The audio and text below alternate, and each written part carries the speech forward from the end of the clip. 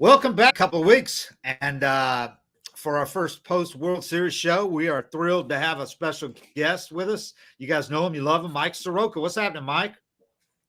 Not much, guys. Just trying to enjoy the cold here for a little bit.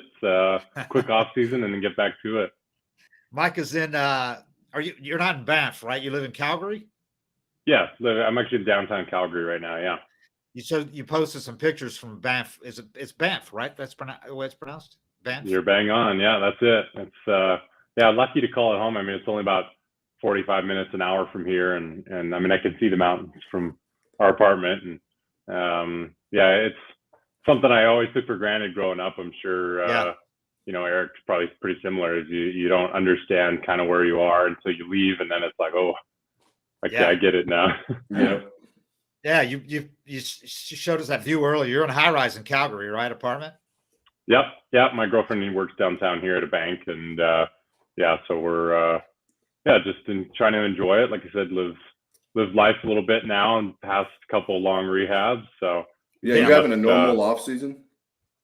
Pretty well. Yeah, I mean, I think that was the biggest point to calling it at the end of the year, was saying, like, look, we could keep pushing and risk either a shortened off season or, again, no off season. And we all agreed that wasn't a good plan to go into 23 with. So yeah, a normal off season, give me a off season of regular training again. It's going to be real nice. How difficult was that for you? I know how much you put into, how much you were looking forward to it. You talked to me early in the season about aiming for like August or even July to come back and really give the team a boost, when they were in the dog days. How tough was it for you to have the little setbacks and then to shut it down? How hard was that for you? Hard. I think what made that easier is, I think from the start, especially the second time through the Achilles rehab, was that, I wasn't going to think of my rehab like some great story.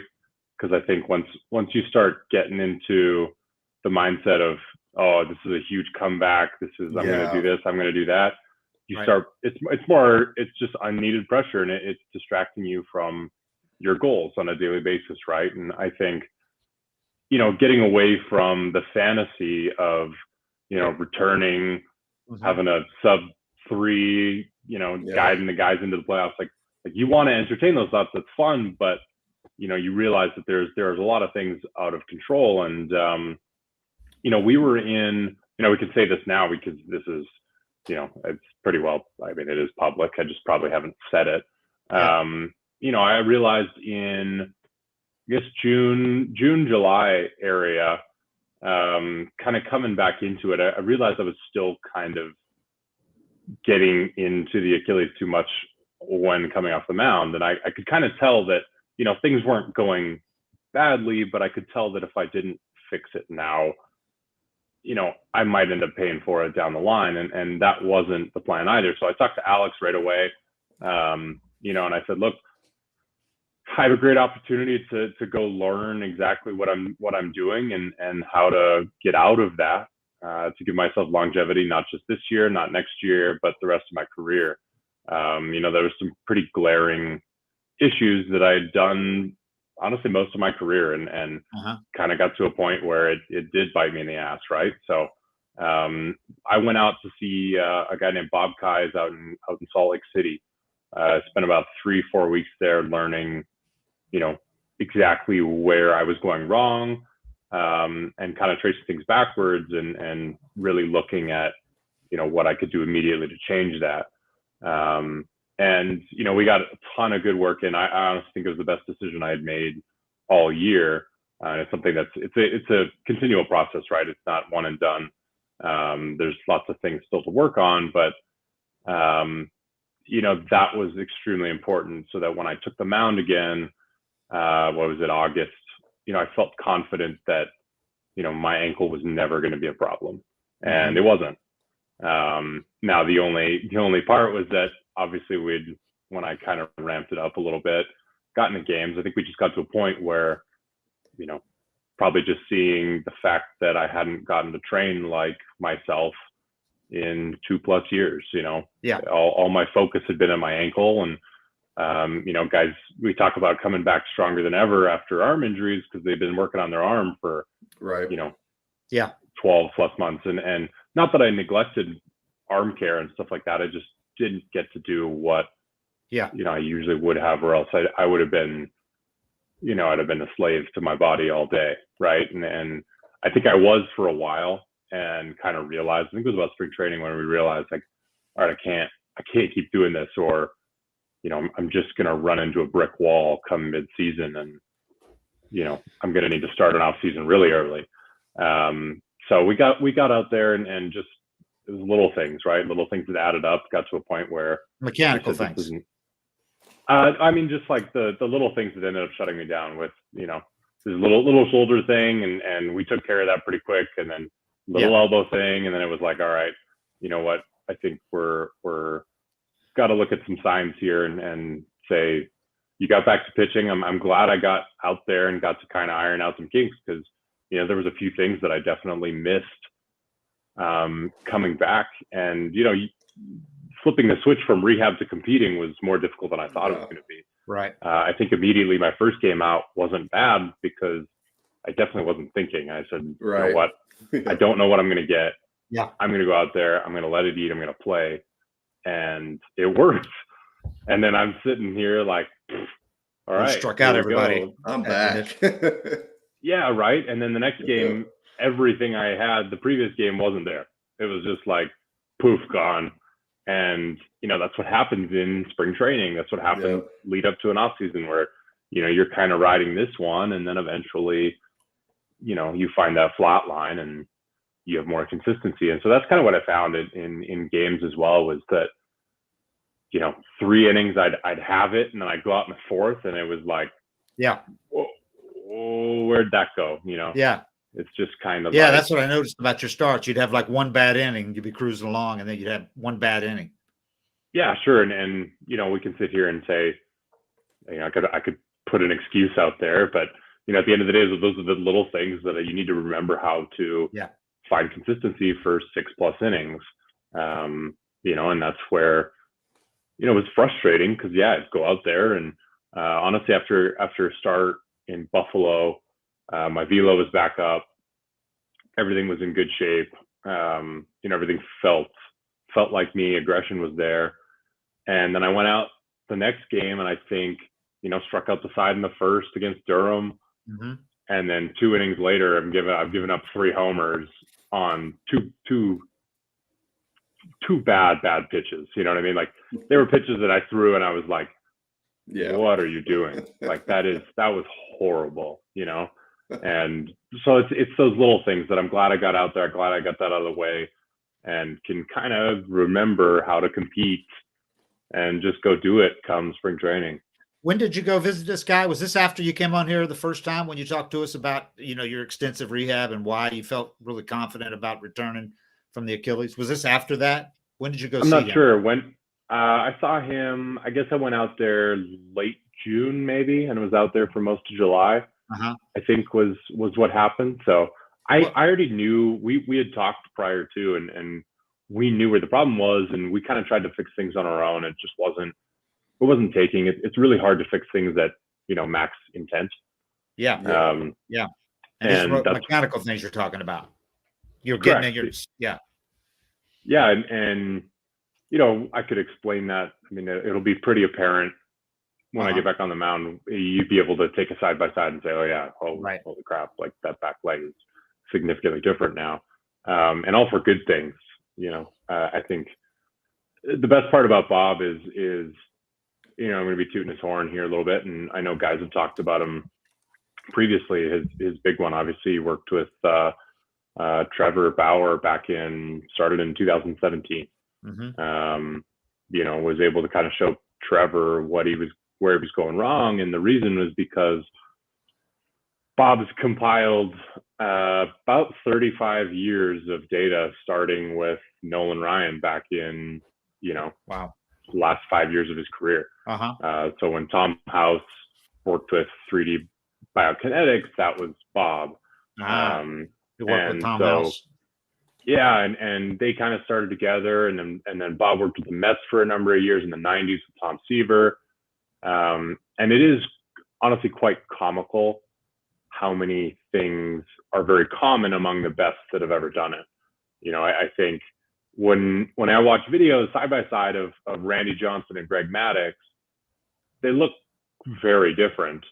But when you dial it back and you look at the simple things that they do, it's almost identical. And it's hilarious. And his whole database is basically compiled off of guys that threw 95 plus for 10 plus years of their career. And his first thing is longevity. Performance usually ends up following. And it's a process, right? He's not guaranteeing early results. This is no weighted ball program. It's not, looking for those early results. It's a process. And I think that's kind of what drew me to him too, is that he said, look, like, you're going to have to put in the work to change something. This isn't going to be easy. You got to get it done this way and keep at it. And you felt like you were putting too much stress on your repaired Achilles, that in the long run it would not be good. Is that what you were doing, or you're favoring it too much, or what were you doing that you thought he needed to fix? So, yeah, I mean, like I said, I really don't have a problem talking about this because I think anybody can go back and look at video. And I think right about, I think I always did a little bit, but right about 2018, so the year I got called up, I really started falling towards the third base side. So almost like the third base batter's circle, and really kind of falling over those toes. And out of my hip, I was pushing basically out of the ball of my foot from the get-go, and then twisting on it. And it's actually quite common now because of the way that, and it's a good thing. I'm not talking about strength conditioning, because strength conditioning has been a very, very, very large part of my success. There's no doubt about that. But when we learn how to push, we learn how to push with our big muscles, like quads. So you end up feeling powerful in a quad push position. And a ton of guys are getting into that, more so than ever. And while I was actually seeing Bob, there was numerous other guys that he'd actually dealt with back Achilles issues. Only a couple that actually ended up rupturing. Lots of guys in the minor leagues, surprisingly. So for me, this was, people kind of said, oh, it's a freak injury. A pitcher, why would a pitcher do that? And then you kind of look back at the things that I was doing for years. And that's why I said, like, it had been sore for quite a long time, on and off for years before it finally ruptured. And that's where it was like, holy crap. Not only was I putting too much stress on it, but I was basically taking out lower half involvement from anything in the chain or kinetic chain to the baseball. So that was kind of the crazy part for me too, is like learning that I'd cornered myself into throwing at a disadvantage for years, most likely to be able to manipulate the ball and see the ball move. Yep.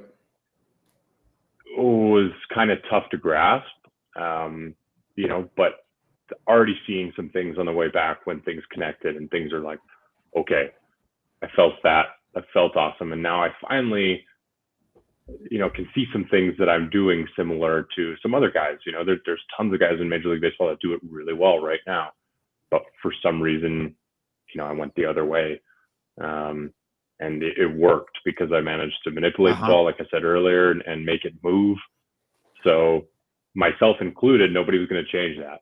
And if you had told me in 2019, you need to change that, I would have told you to F off. Because why would you change anything when you were throwing like the way you were? Even if it was sore, it wasn't too sore to pitch. Yeah. Correct. Yeah, exactly. And that's where, in this game, especially at the big league level, results matter.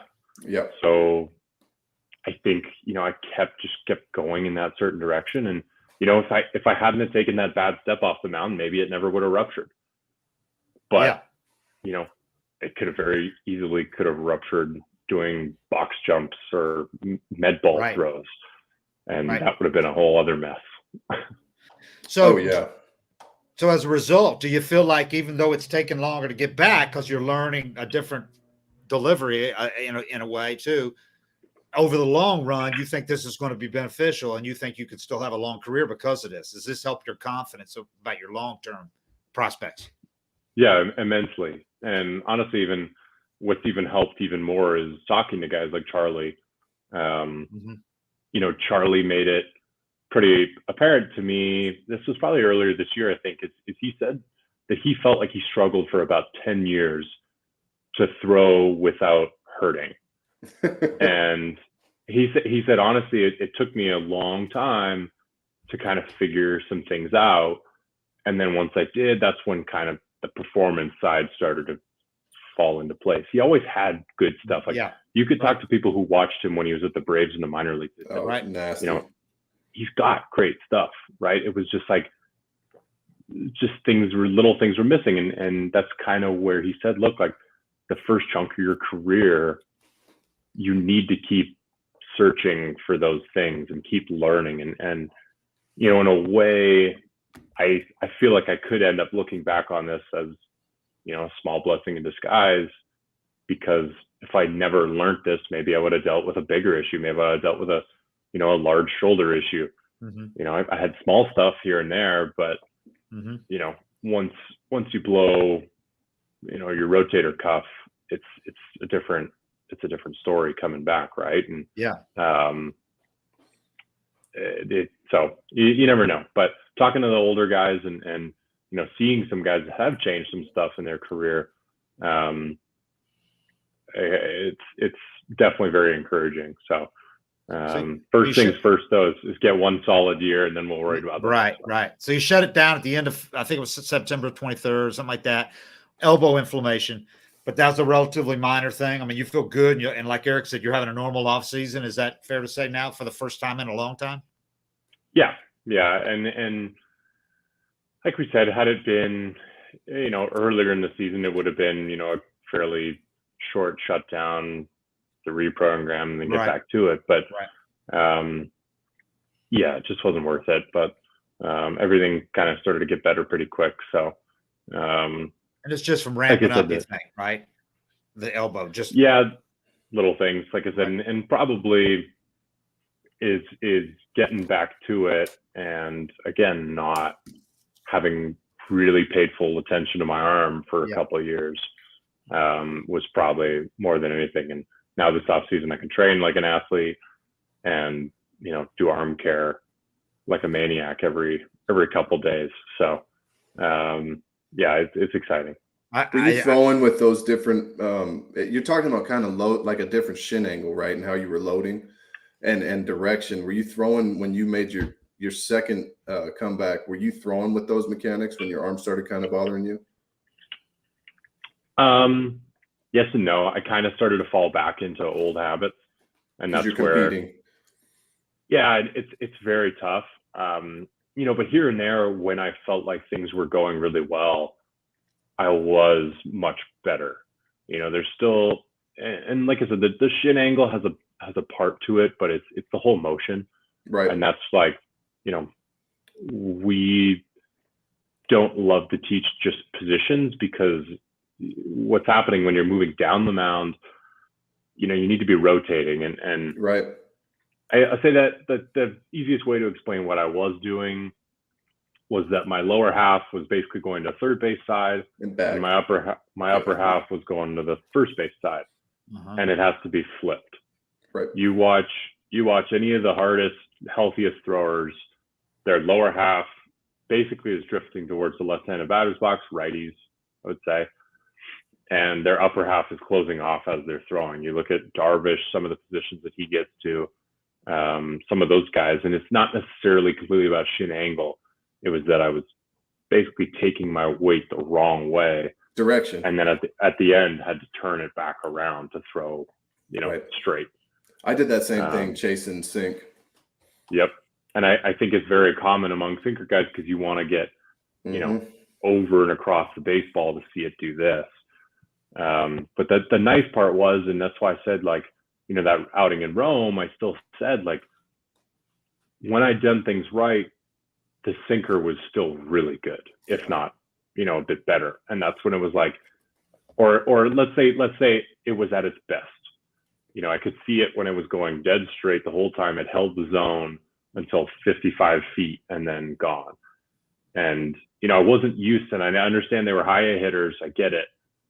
But at no point in my minor league career was I able to consistently get a swing and miss on that pitch, because you're not typically trying to.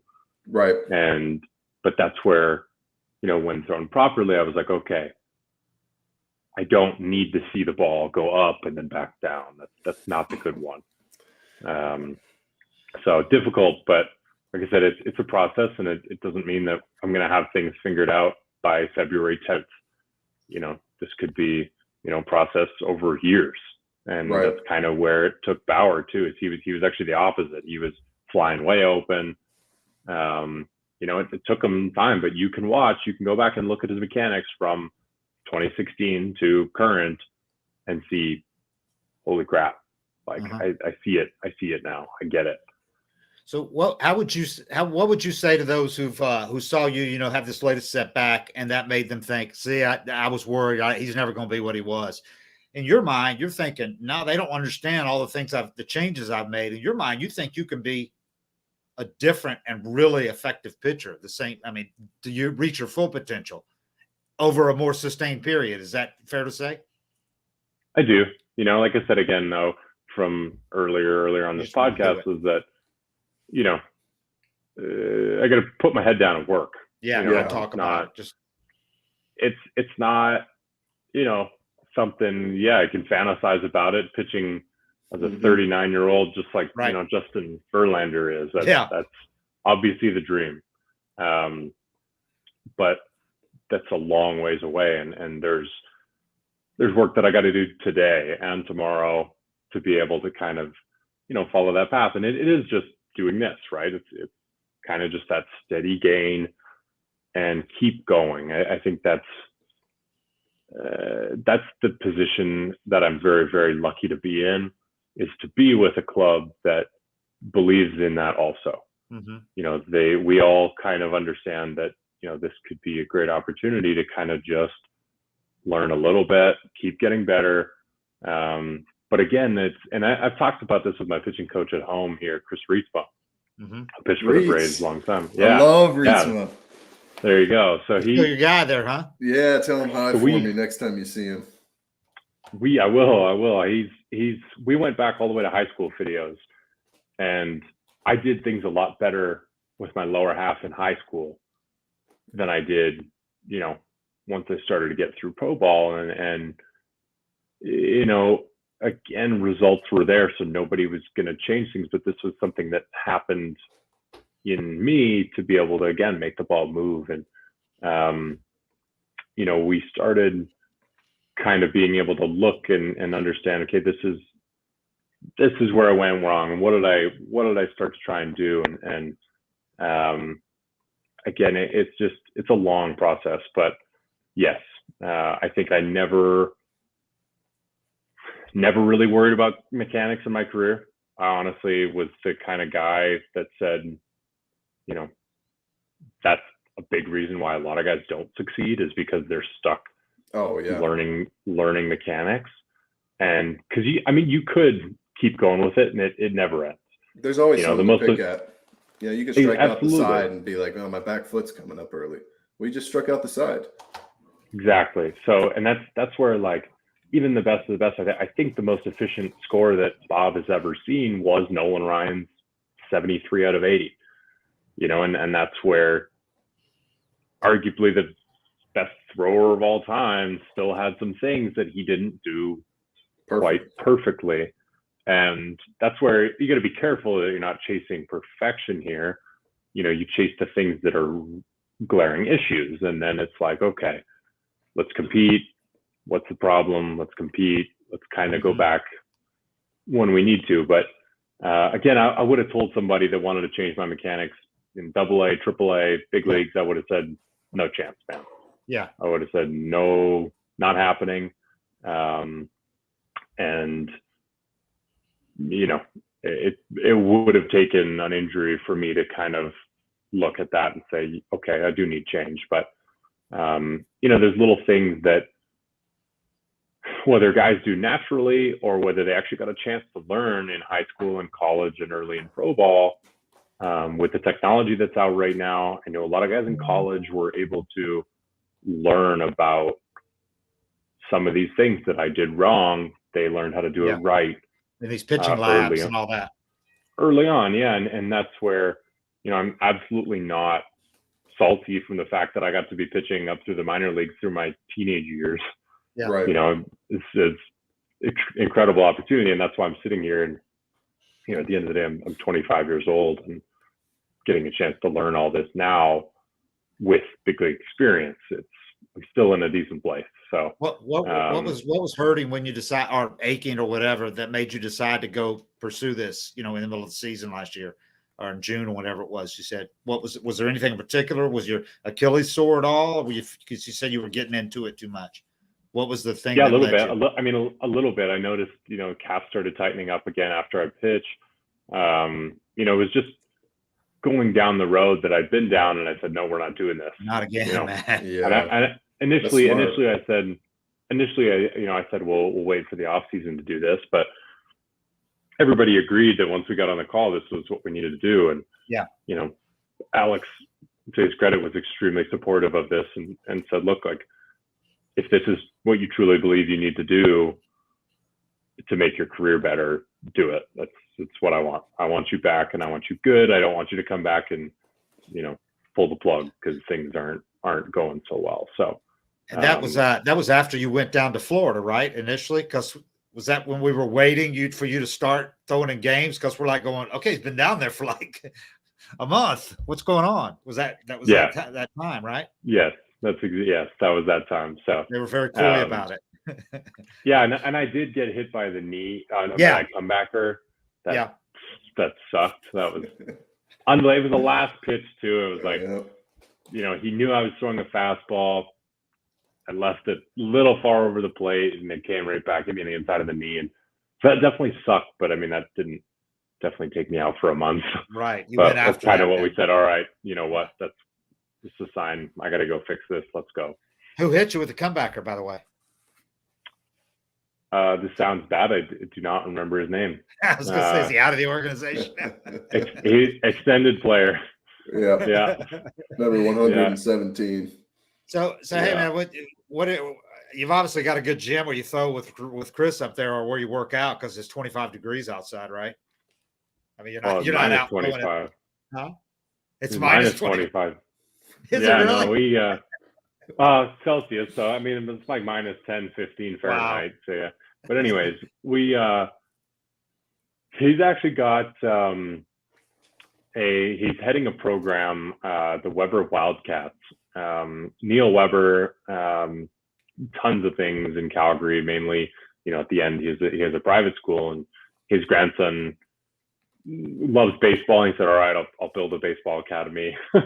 So they're building just a massive facility just west of the city, like 50,000 square foot, full gym, full turf infield, I don't know, 60, 70 foot high ceilings. So it'll be an incredible place to work out at. I think it'll be ready out this week. So that's where it's exciting.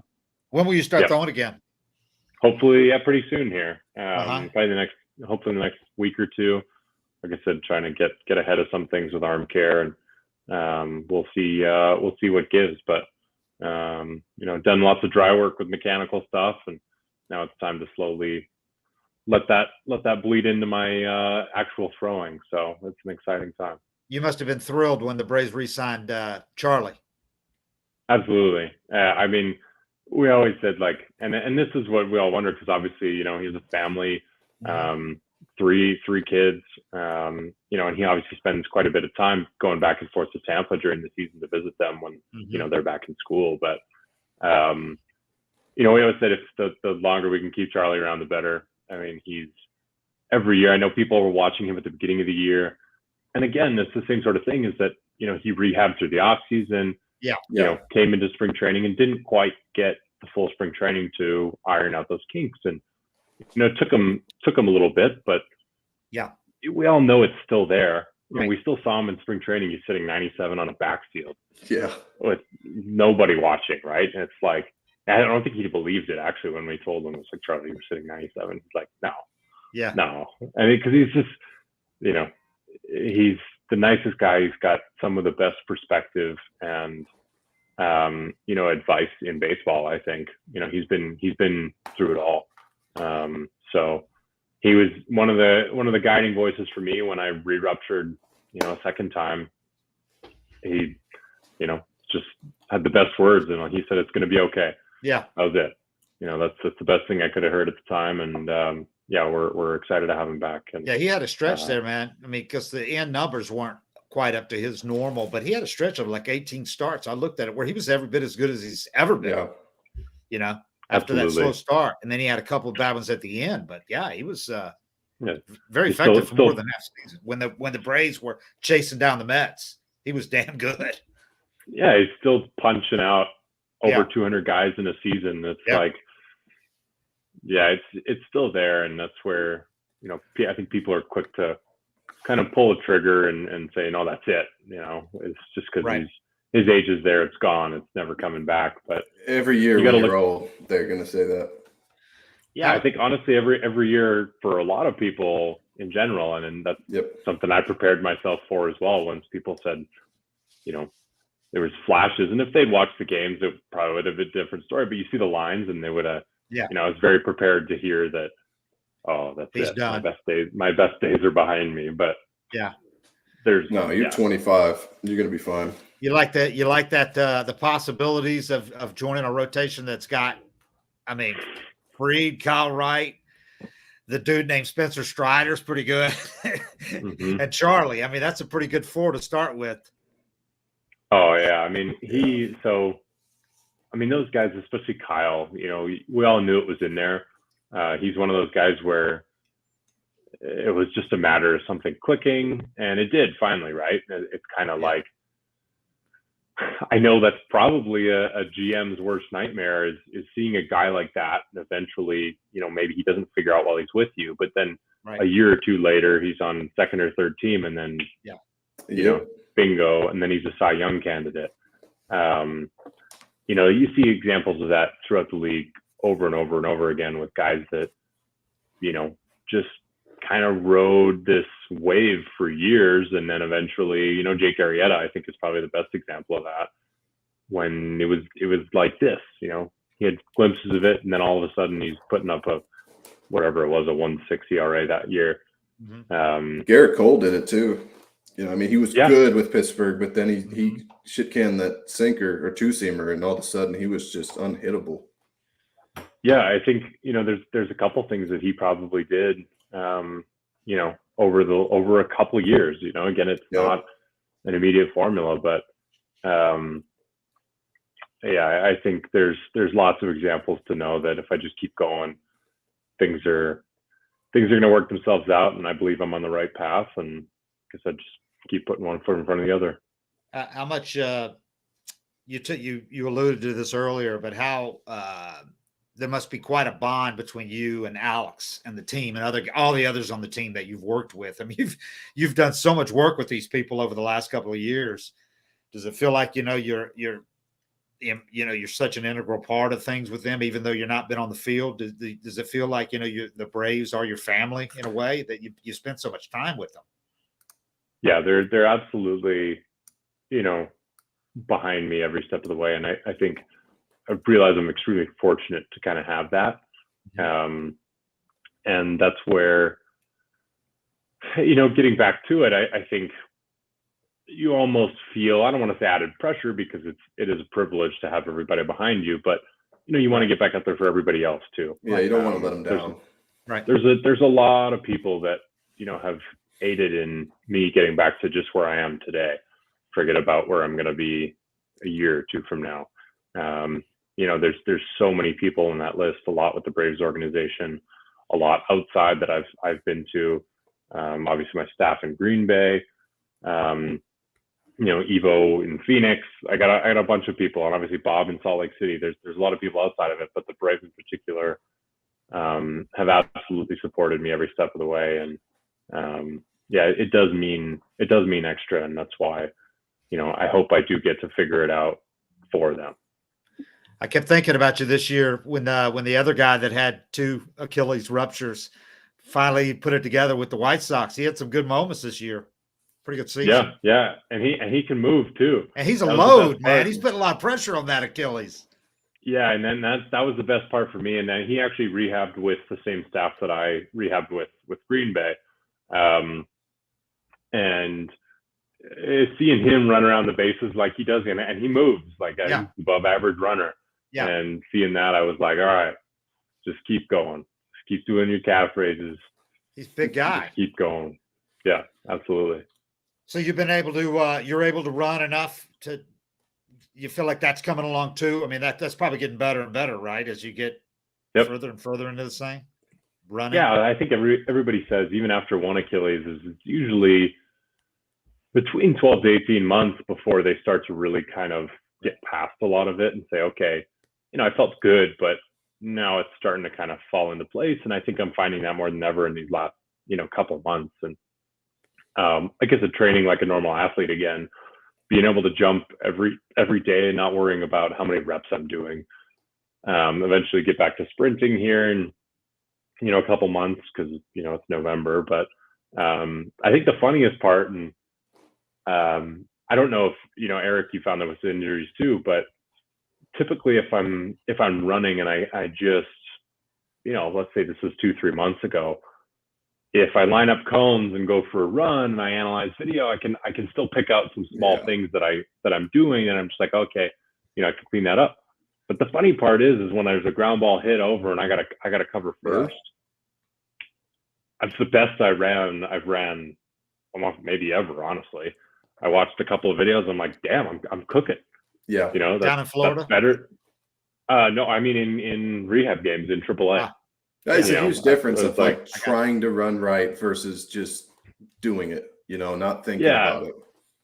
Yeah, and I think that's the toughest part is just like eventually just turning it off and saying, okay, just go. Just let it happen, right? Yeah. Just go, just run. So I think, there's little things like that. But I guess come spring training, I'll be about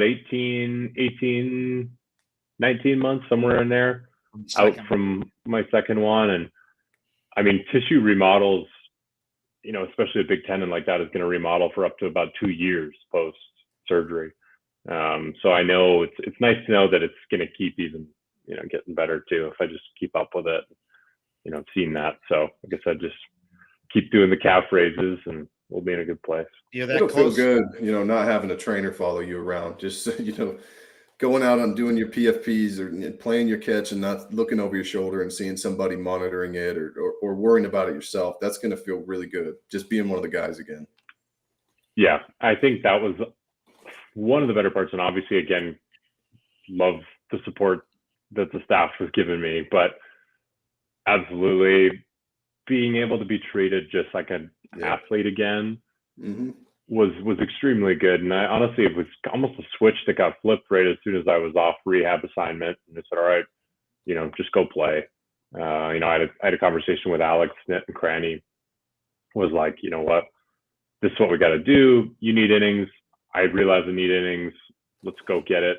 And that was kind of when it was able to just flip and say, all right, he knows what he needs to do. If he wants to run between outings, he wants to jump, he knows. So that was the nice part, was saying, okay, I got this, guys. We're good. Yeah. Hey, did you play with Grissom and Harris? I forgot. Grissom at all? No, I never stopped in Mississippi. I faced Harris quite a bit, actually in 21 spring training. But no, I missed both of them because I went roam right to Gwinnett. But it's gonna be an exciting duo to watch. Yeah. How about having 2 of the 3 finalists for Rookie of the Year? Braves are pretty set for a while. Oh yeah, I think it was kind of funny coming down to it because we'd always have conversations of who's going to win it. Obviously I'm partial to pitching, right? And what Spencer did, but both of those two, it was pretty awesome to watch, and I think obviously with the contracts that they've signed for a period of time too. Again, that core that we have locked up for a while just kind of keeps getting bigger. Yeah. So It's like 8 guys, man. We really don't have an excuse not to be one of the best teams in the league for the next decade, to be honest with you. Is it hard to never go, woe is me? I mean, that this happened to you before they get a GM in there that's giving out all these extensions and all that? Because you would have been a guy that would have been right there in his wheelhouse to get one of those long-term deals after that season you had in 19. Sorry to rub the salt in the wound. No. I mean, look, like it's something in baseball that, we talk about a ton. I'm sure it was no different, Eric, when you played, and especially with where we're at, it's like, you see the contracts in free agency, and it's kind of tough to think about, a early extension. But at the same time, when it meets up and they have a ability to kind of secure themselves, I think it's a great plan. I mean, yeah, I think initially, maybe a couple of years ago, honestly, it's like, oh, could have done that. But at the same time, like, Dansby is in the same boat. Right. Max, right. Max. They've both passed that point to where, that early extension wasn't a thing. And yeah, I think it's all going to work out okay. Again, I've got a lot of work I need to do, but there's a very good chance, if I can be out there and compete in the big leagues for another 2 years, that I'd be a 27-year-old free agent. So yeah, how about that? It's crazy. We forget how young you were when you debuted, man. Yeah, I do too. And that is definitely the toughest thing, kind of to put aside the woe is me, is to think, I missed 2+ years of, my early 20s. But again, I'm very lucky to be in the big leagues as a 20-year-old and have a team that pushed me there, to be honest with you. There's a lot of teams that it wouldn't have mattered what kind of stats I was putting up in the minor leagues. I was going to be down there for another couple of years. So things could be very, very different. And again, looking at some of the guys that are still at the top of their career in their mid to upper 30s, I think is probably the best thing for me to look at and realize it's a long game and just keep going. Yeah, people forget you were the youngest opening day starter in the Braves' modern era. And that's okay. Yeah, see, that's okay. I think that's where, it's just one of those things. It's a part of your story. I think we forget too that a lot of the guys you're seeing had large struggles at some other points in their career, and it might not have been in the big leagues to where they didn't have the media coverage that my 2 injuries would have had. There's a lot of guys.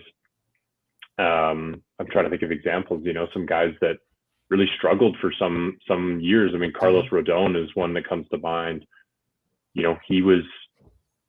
I remember when he got drafted, it was one of those guys. He's going to be very quick to the big leagues. He's going to be immediate stud, and he struggled with some injuries. I think a couple of not so good ones either, but kept with it, kept going, figured it out, and now you're looking at one of the best starters in baseball. And Max missed a couple of years. TJ Max missed almost 2 full seasons. Yeah, as a 19, 20 or 21-year-old, he's absolutely in that boat as well, to where their struggles might not have been as public because it was in the minor leagues or even college. Spencer went through Tommy John. Yeah. He learned a lot of stuff during that process that I'm sure he'd contribute to his success today. So yeah, he would tell you that if not for the Tommy John, he wouldn't be the pitcher he is today with all the stuff he did during his rehab. Absolutely. And I think that goes for just about anybody who takes injury starts to learn from it. Again, we're lucky to have for some of this. I mean, we're going to be you while you do this. But again, it's tons of guys go through a lot of stuff, and I'll be okay. Well, your connection is breaking up. I think that's a signal that we've kept you way too long, man. You once again Uh-oh. totally gracious with your time. We really appreciate it. You got Of any course, prediction guys. on the Cy Young, by the way?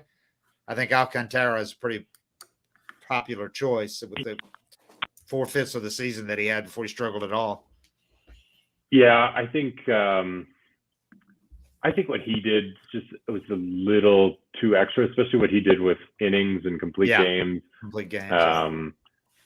Yeah, I think so. And then on the going to anybody other than Verlander. Oh yeah, he's unbelievable. Unbelievable what he did. Yeah, I thought it was hilarious when they pulled up, opponent. I think it was the Syndergaard versus Verlander game, and the opponent averages on each pitch. Yeah. And I'm looking at Noah's breakdown, and a couple pitches. I think it was just one pitch in the 300s, and then most of them were in the low 200s. And then the next thing they go to Verlander's, and it was like every single one of them were like 100s. I think it's the opponent average 80. It was like, oh my goodness, it's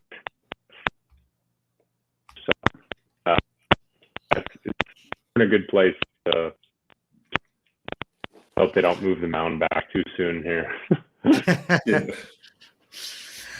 All right, Mike, man, we really appreciate it, dude. Good. Thanks for updating us on everything, and good luck the rest of the winter. We'll see you down at Northport. Enjoy your off season, Mike. Thank you, guys. You guys, it's always great. Thank you. Thanks, man. Appreciate it. We'll keep going here a little bit, Cam. Wow, that was good. That was good stuff, man. I didn't. We were so kept in the dark about what was going on during that period where he went to Florida, and he was down there for like weeks and weeks and weeks. And we're like going, okay, when does he start throwing in games? Yeah, a lot of that stuff that he was saying made sense to me. I kind of had the same habit of. I almost felt like the longer I could keep my front shoulder in and stay in this certain lane where I was kind of closed off, the more sink I'd get. And initially, when you start doing it, it works really well because you're not taking it too far, but you fall in love with the correction, and then you have a bad game and you'll just close that shoulder off a little more, and slowly your direction is just straight here. And really, in a pitching motion, it's like you said, you want your lower half working. For me, a lefty, you want it working toward third base and then your arm following it. And I started throwing that sinker in 2011 a lot. My best year, fell in love with it, and my arm just fell off a cliff because I started chasing that adjustment to the point where my arm slot even started creeping up, and everything just became unnatural. But what he's saying makes a lot of sense. And I looked at some of his video while we were talking, and that's what you're doing, yeah. Yep, I could see it in there. I could see his weight shifting toward third base and following toward third base, and then you got to cheat and catch up.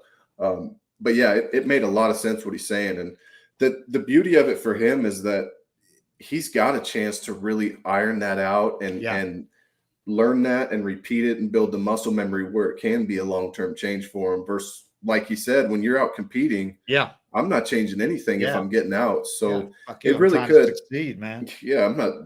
Any pitching coach comes to you and you got an ERA at 1.7, you're like, don't talk to me. Yeah, I'm trying to get a contract. I'm trying to compete against these guys. I'm not going to make changes in the middle of my first season. There's no time to mess around. So I mean, it could be something that turns into a long-term blessing for him. Yeah, my takeaway from it was we all assumed just watching him, it looked like he had great mechanics. He's talking about little things. Yeah. But I thought that was kind of a revelation. Him talking about how it was actually sore for a long time. Yeah. Because he never mentioned that when it happened. Yeah. But that made more sense than when it happened. We're all going, okay, that doesn't happen to guys. It just snapped. But now that he says, it was sore a long time, then it was probably compromised. He just kept going because he was succeeding. Yeah, and what he said about the weight training too, allowing him to use his quad you're kind of substituting your quad for your glute. So you're gonna make your body so strong that you can afford to get up on that toe and not lose any velocity or power with it. But you're still not using your body the way you would naturally use it once you start building strength in areas that you're not kind of naturally strong. So, I mean, a lot of the stuff he was saying was really resonating with me. Well, he's had so much time, and he's such a smart guy that he's had so much time to get deep into this thing.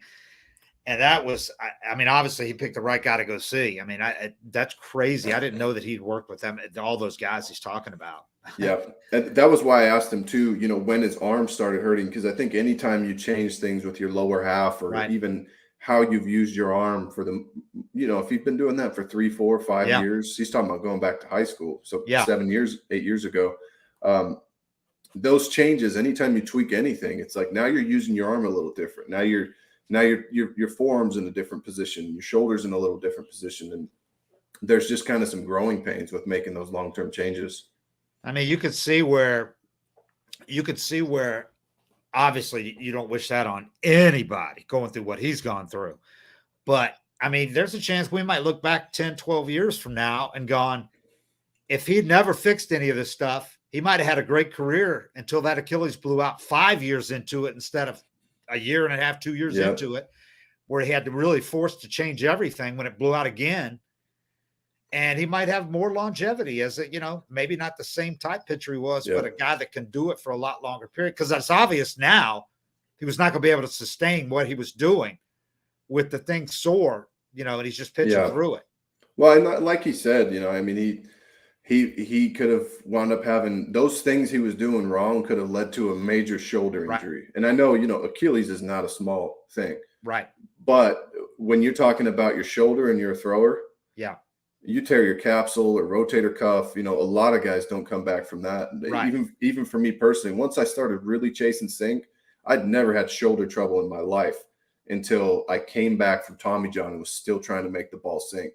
And being in the position I'm in now where I haven't thrown for 3 or 4 years, every time I do go throw, my mechanics are right back to how I threw in my prime when I was at my best. They're perfect. But it takes that amount of time off to kind of reset it and get back to what you normally do. So like for him, if he would have, you know, kept chasing that sink and kept throwing the way he was throwing, it could have led to a major injury. So for him, if he's confident that his Achilles is stable and sound now, I mean, it could be a blessing in disguise. Yeah. I mean, if he's not putting the same kind of pressure on it, then, you know, that eliminates that all of us kind of speculating that he was predisposed to it and that there's something wrong with his body that doesn't allow him to. That would explain it a lot better than us trying to wonder why I did this twice. Yeah. Well, the second one. I mean, the first one didn't take. Right. The second one was because the first one didn't take. Yeah. Right.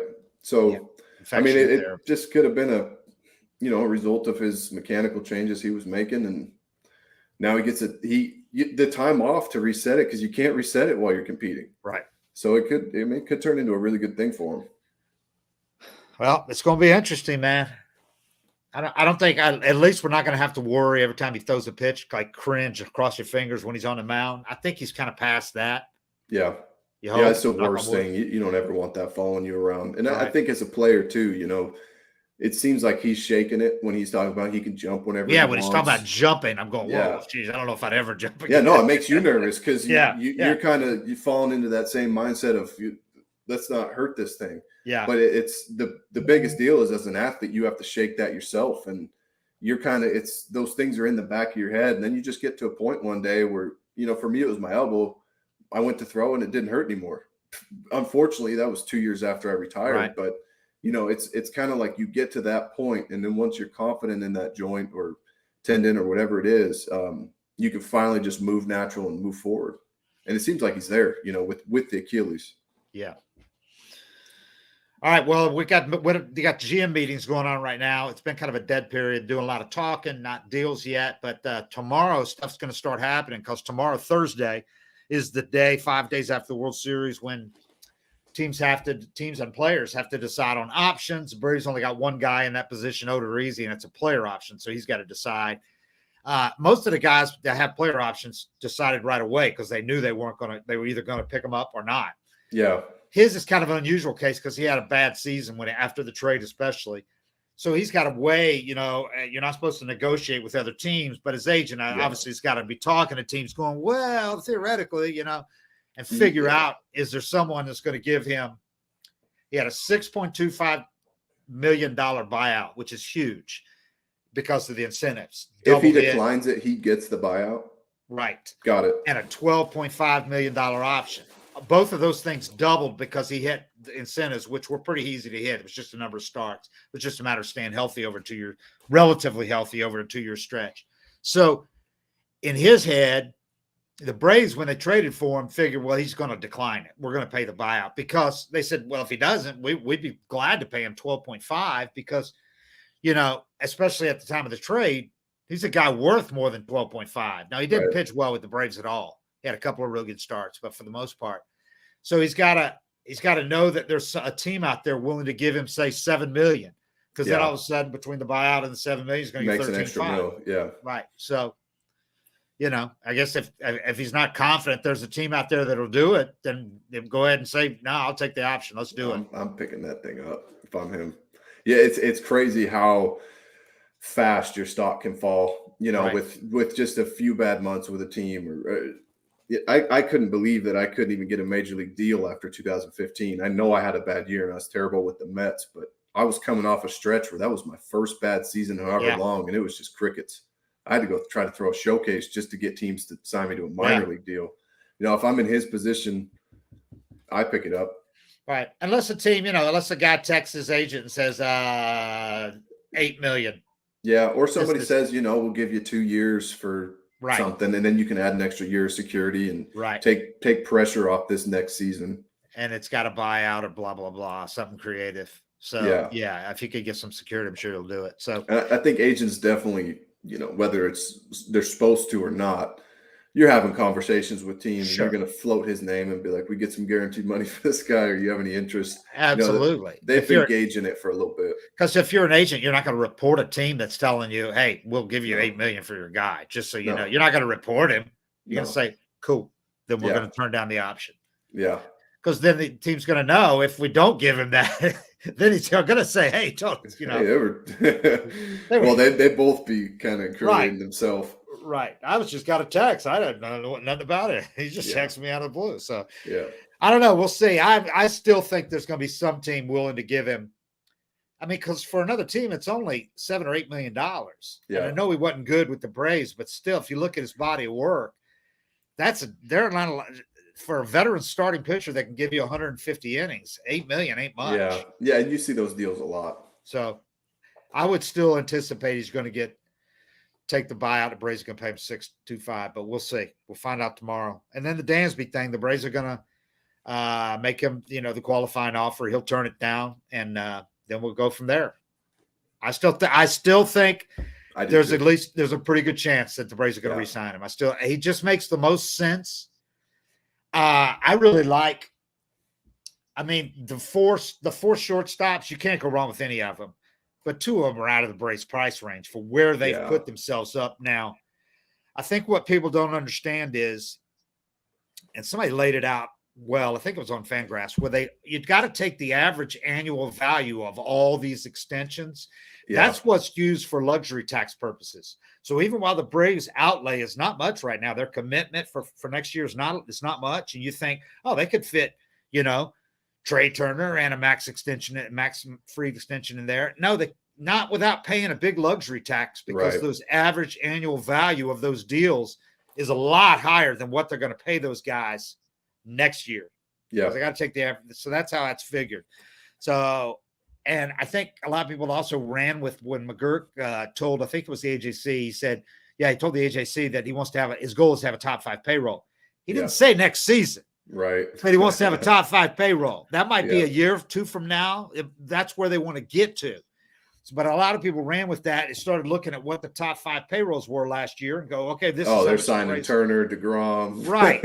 I just don't see that happening, man. I mean, revenues are huge. The Braves are making great money, but they didn't make quite as much profit this year as they did the year before, coming off the pandemic years. So, because there were more expenses as well, but they're making a lot of money. I'm not poor mouthing them. They got the money. Yeah, they got the money, but I just don't see them taking that big leap up and giving somebody 10 to 13 million more per year, to be average higher than any single season they're going to pay Riley, Olsen, Strider, Harris. The highest they're going to pay Acuna is $17 million. So Yeah.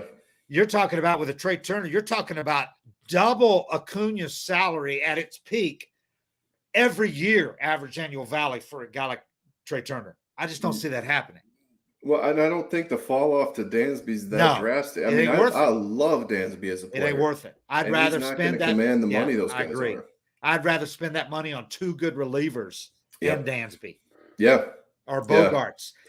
And Bogarts, I think the only question about him is he going to stay on shortstop? Because the Braves are a team where you couldn't move him to third base. There's some teams that can move him to third base.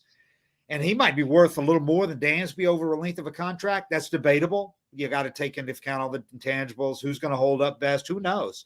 But Bogarts is a better offensive player, more consistent.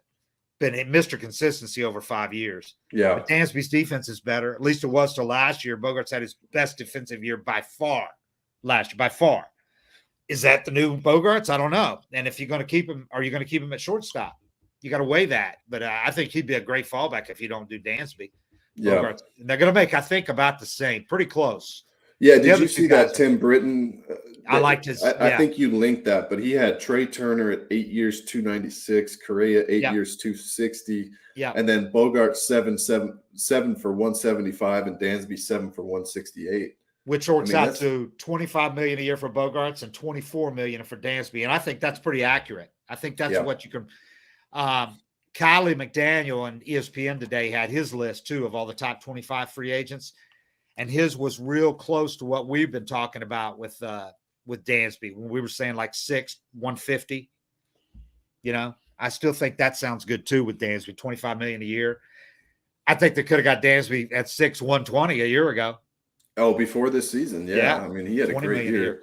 And I think that's kind of why you wouldn't see something happen from the end of the World Series until now, or even the last couple months of the season is it's like what Mike was talking about. This is the big gamble. You know, you put yourself in this position. It'd be a shame if Dansby took all this risk, you know, and then didn't see what was out there just to make sure how much he's passing up to sign back with Atlanta. Yeah. You know, if somebody offers him 28 a year, the Braves are at 22. Right. 6 years.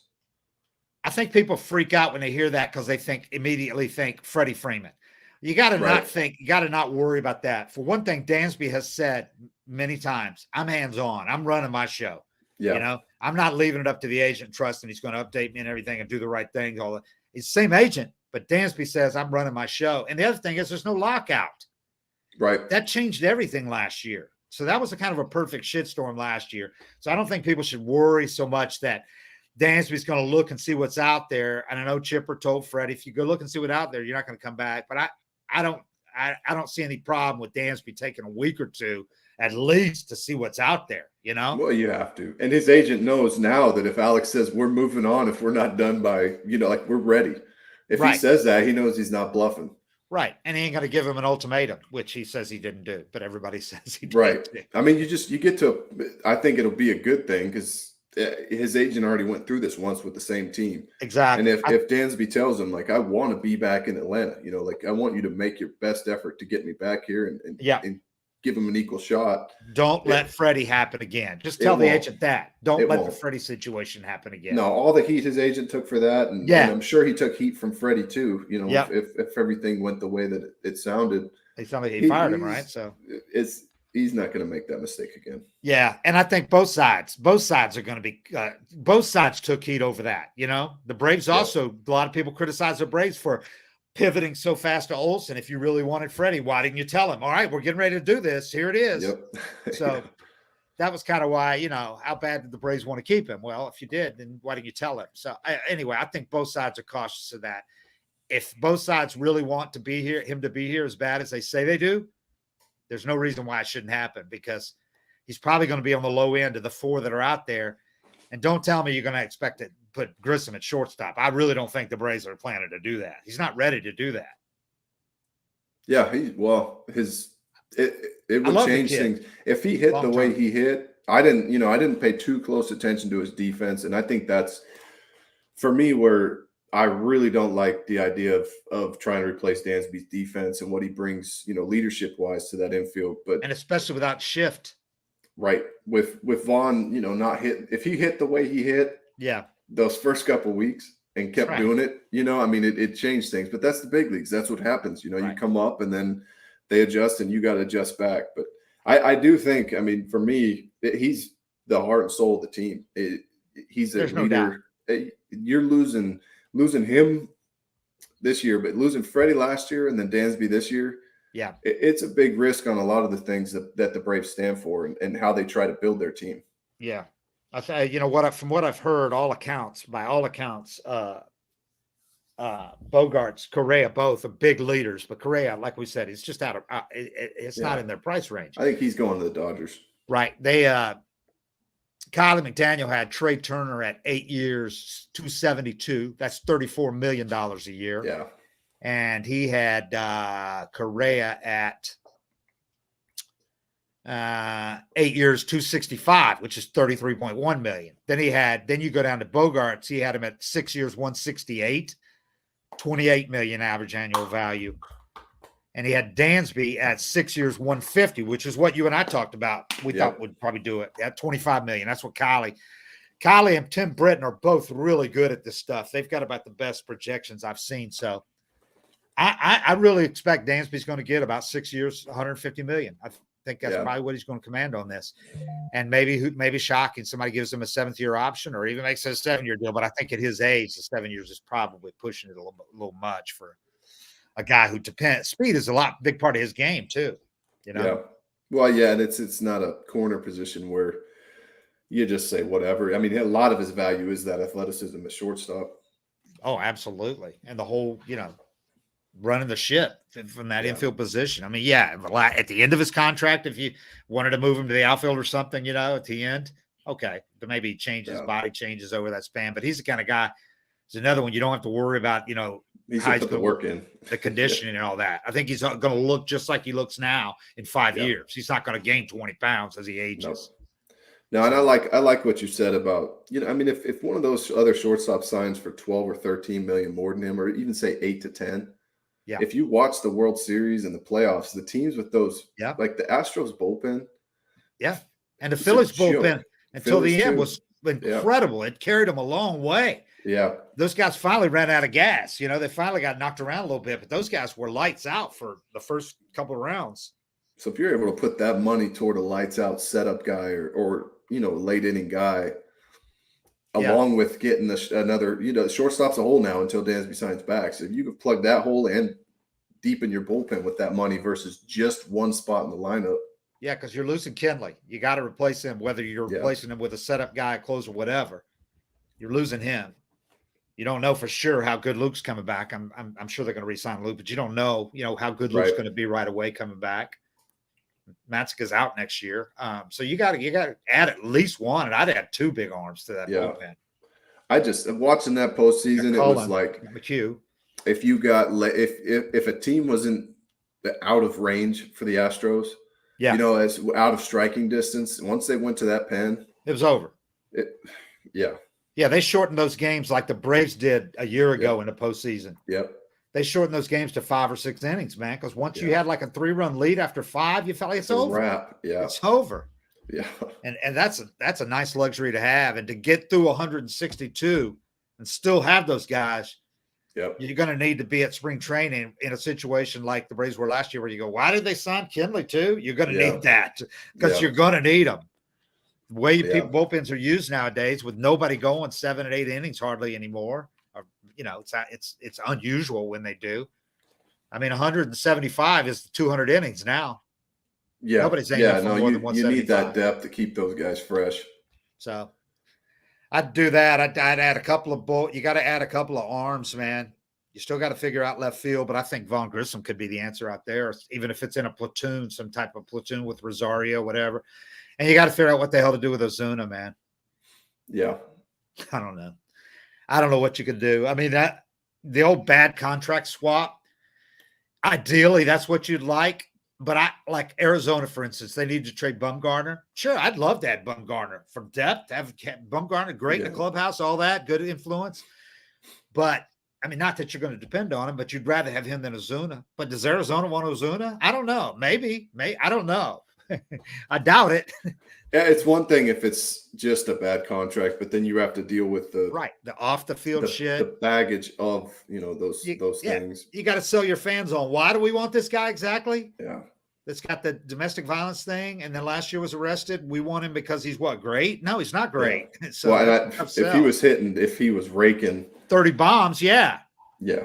Yeah, then you go, okay, we're trying to win. I get it. You sacrifice a little integrity to try to win. You get forgiven for anything in sports if you're producing. Absolutely, man. So anyway, I don't know what the answer is there, but I mean, if it's not this off season and they're still in this situation a year from now, then or even late in the year, then you're going to have to bite the bullet and say we eat the rest of it. But I just don't know if they're ready to eat it right now. It's still a lot. Yeah, there's a lot left. There's a lot left, and the Braves are not the Yankees or the Dodgers, But, that's one way to get to top 5 payroll, though. Just start eating money. Eat that money and add somebody in that position. You get there in a hurry. It's not the way you want to get there. No, dead money is not the way you want to get there. No, I don't think that's what he was talking about. Alcantara, you think Cy Young guy? I think it's probably pretty. I don't close think to it should unanimous. even be close. I think it's pretty close to unanimous. I like that Freed was a finalist. Didn't surprise me. Surprised me he got it. Well, not that he got it over right, because I think you take Freed for granted because he's been good so long. But I thought Kyle would be in there too. But I think Kyle will be about 5 or 6. I think he'll be maybe 5. But I knew Freed would get it ahead because I know how guys vote. Right. They stack up all the stats and metrically and all that. I put the numbers up yesterday. Freed was better in virtually every category except wins. 21 wins is so cool, though. The ERA and the WHIP and the FIP and all that was just so much lower, and the strikeouts to walk ratio. And I didn't think about it because he does it kind of quietly. Is that Freed had as many strikeouts as Kyle? It was right there, really. Basically won an inning.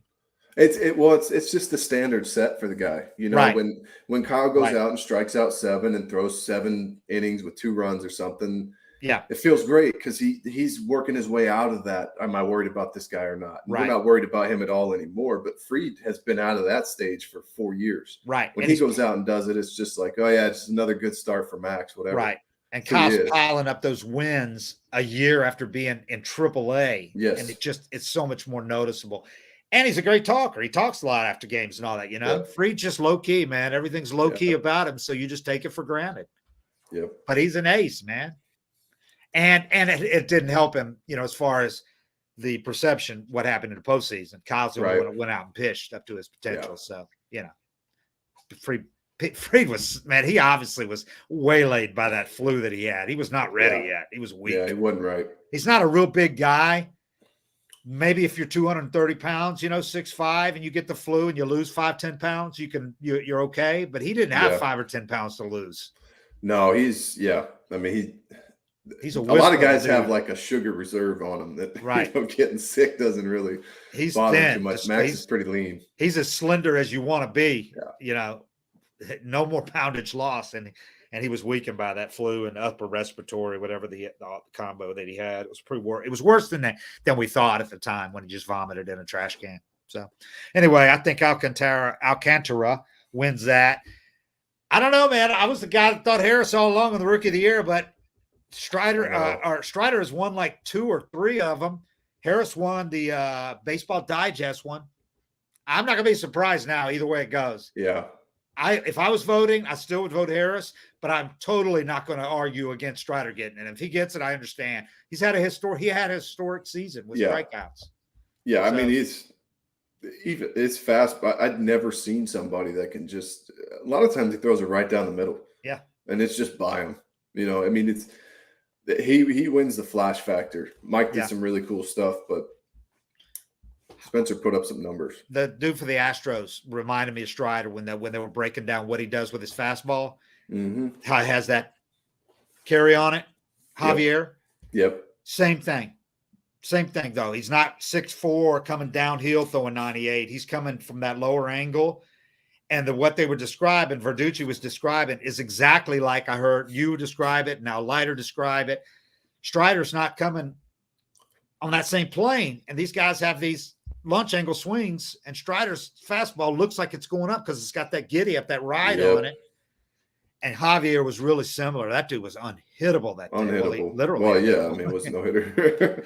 Yep. But I mean, I think Strider next year, every time this guy goes to the mound, he's going to be one of those guys like Kevin Brown in his peak year when I covered him with where you feel like he could throw a no-hitter.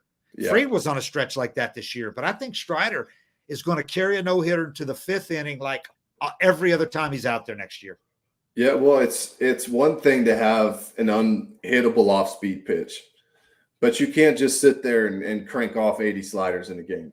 Right. Fastball is the easiest pitch on your arm and the easiest pitch to control, and he doesn't even have to control it. He just has to get it in the box. Yeah.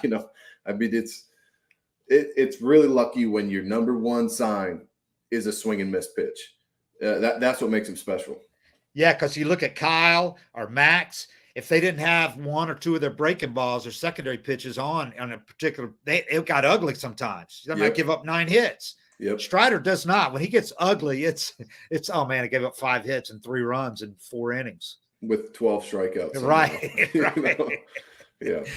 I'm really going to be curious watching that guy next year, man. Coming back after a full year. He's going to be stronger. He'll be crazy workouts in the offseason. And he's going to be fun to watch next year. I'm really curious watching Kyle come back off a 21-win season. People are going to be disappointed if he only wins 15, but he had crazy run support. Yeah. He pitched great. Kyle was incredible this year. Yeah. But he literally had 50% more run support than Max Fried. Did he really? Per 9 innings, 50% more. He had like 6.4 runs per 9 innings, or 6.2, and Max had 4.1 per 9 innings. 50% more. That kind of makes sense though, because you're talking about Max is probably lined up with another team's ace.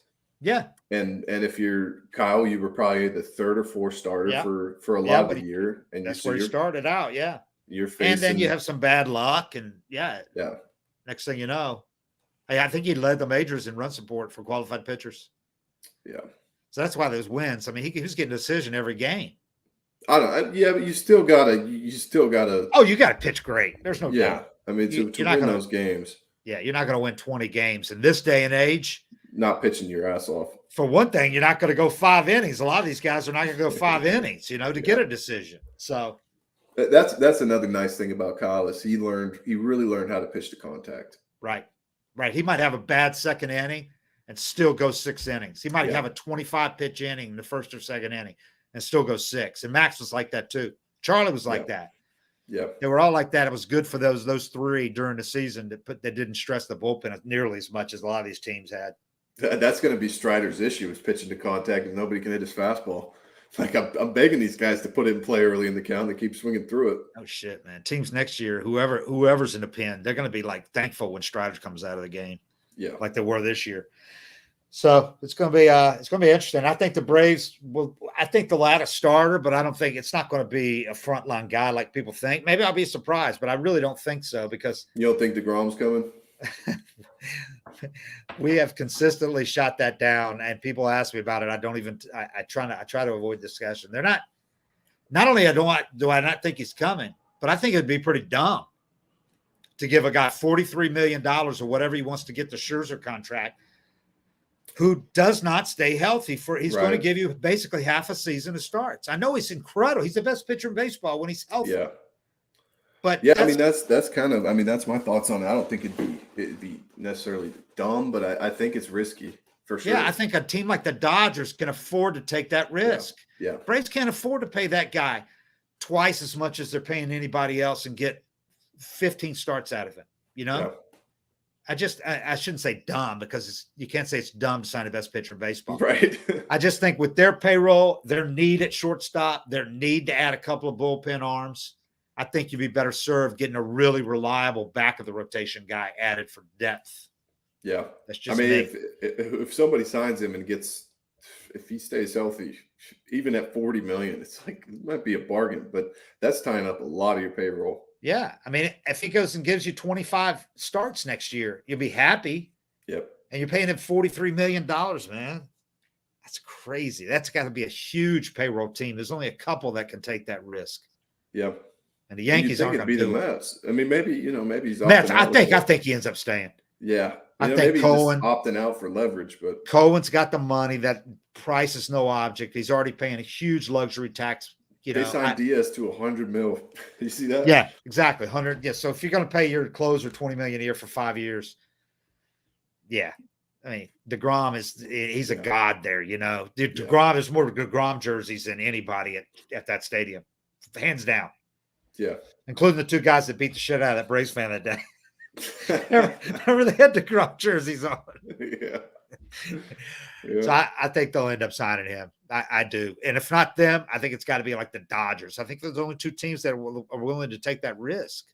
Yeah. I mean, there's always some random wild card team that you're wondering if they even have a plan, and they just go out and do something like that sporadically. Like the Rangers last year? Yeah, somebody will just throw 50 a year at him and if the Rangers had not tied up $500 million in the left side of their infield last year, I'd say could be a real good option. But God, there's got to be a limit. They'd be better off throwing money at Kershaw, trying to get him to come home. But I don't see Kershaw leaving LA. And Ohtani's not getting traded. I saw some people kind of bringing that up, and their GM, I think, said the other day. Yeah, he did. Manassian said not this offseason, but I think they'll be revisited in the summer unless they're leading their division or contending. Yeah. I think he'll get traded before the deadline. That's two players. You could get a lot for him. Yeah, you're not going to get value for him in the offseason, I don't think. It's got to be a team that thinks he can put them over the edge and fill a couple of needs. Yeah. So we'll see. Rookie of the Year, MVP. I had a vote. I ended up voting Goldie. I don't think I'm supposed to say that. Oh, well, I said it. That was a tough one, though. Those top four. He fell off a little toward the end of the season. He fell off quite a bit, but his numbers are still great because he was so great for most of the season. Yeah. But the top four are almost interchangeable. I mean, Freddie had a great year. Machado, Goldie, Arenado, Freddie. Yeah. I think it'll be Goldie or Arenado, but they both fell off. Nobody had a great year. Machado got hurt and played hurt. I gave him kudos for that. I mean, he played a month on an ankle that most guys would have been on the IL the whole time. Yeah. And that hurt his numbers. He really impressed me this year. Out of those four, I think I put Freddie third or fourth. But I don't know. I don't remember. But I had those four in my top four. Then I had Riley. I think I might have had – people are going to be surprised how high I put Harris. I'm a Harris guy, man. I thought he was critical. I thought he was the biggest part. Him and I thought his addition in center field was the biggest reason that the Braves – there were a lot of reasons, but did what they did. They got I thought he was terrific. So how about Manager of the Year, though? That's always a tough one, man. And I think they should take it out of the writers' hands for the reason that they're asking beat writers to vote on manager. It puts us in a terrible position. If you vote for your manager, you look like a homer. If you don't vote for your manager, if he happens to see that, it'd be like, well, fuck you, man. I fucking work with you. Wow, you don't think I did a good job? So it's like, if I was voting on that this year,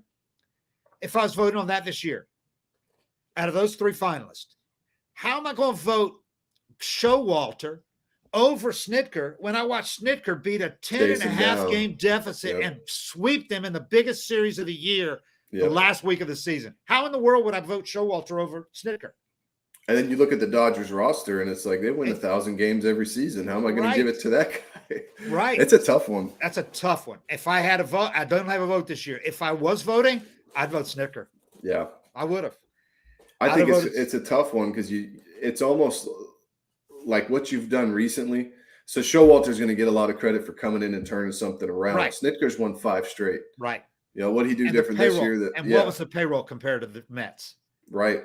The Mets had arguably two of the best 3 pitchers in baseball in their rotation. I'm sorry, but they can't help it. I mean, one of them got hurt. They both were hurt for parts of the season, but they did. They have the home run champion at first base. They got one of the best shortstops in the game with a huge contract.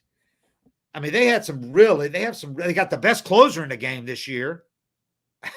Yeah. So I mean, you have to give them a lot of credit for coming in and turning things around in New York. There's nowhere harder to do that. I give Showalter huge credit for changing the culture there, keeping it all together when things were when they got into a couple of slumps and the Braves reeled them in. Then they pulled it out again and got ahead of 7 games again. I give him credit. I'd probably vote him second ahead of Roberts just because it's just hard to judge the Dodgers when they've got more talent than anybody, like by far more talent. Yeah. Yeah. I don't know. It's tough to judge the Dodgers with that payroll and all that. But I think Buck gets it, but I'm with you. I'd give it to Snit. I'd give it to Snit, man. I think he's going to win it for the second time. And what bigger challenge can you face as a manager than winning the division 5 years in a row or 4 years in a row and having that being that losing, bad early, losing the MVP and replacing him and not getting 10.5 games behind at the end of May. If Snitker would have got fired that day and somebody took over for him, and the team did what they did, he'd be a unanimous winner, like Philly. Yeah, right. And Thompson, and I think Thompson almost deserves to be a finalist over. I do too. Roberts, Thompson, even though you can't take into account what they did in the postseason, just keeping the Phillies in it, making that run and getting them into postseason because everybody wrote them off, and he really lit a fire into them like Snitker did the first time he took over the Braves. Only Snitker didn't have talent like the Phillies had this year. Thompson they really played great under him. I thought he should have been one of the top 3 for sure. Yeah, and I mean Roberts won 111 games. You know, exactly. They did what they're supposed to do. But I agree. And the Giants really fell off this year, so that was but they just hammered the Padres all year till the end of the season. So, tough choice. I just think they should take it out of the Riders' hands. That one. One puts us in a rough spot. All right, well. Things will get busy soon. We'll do another of these next week. It was great having Mike Soroka on here. Really appreciate it. I hope you guys got into that discussion. I know it got kind of deep in the woods, but I thought it was fascinating to hear it. And it's gonna be really more fascinating if he comes back next year and defies the odds. See that difference in his mechanics too. Yeah. Tells that backstory. So, all right, everybody. Thanks. We appreciate it. 755 is real. And the Hank Aaron Award is presented tonight, by the way. Speaking of 755 is real. We are out. I bet Goldschmidt wins that. We're out. See you later.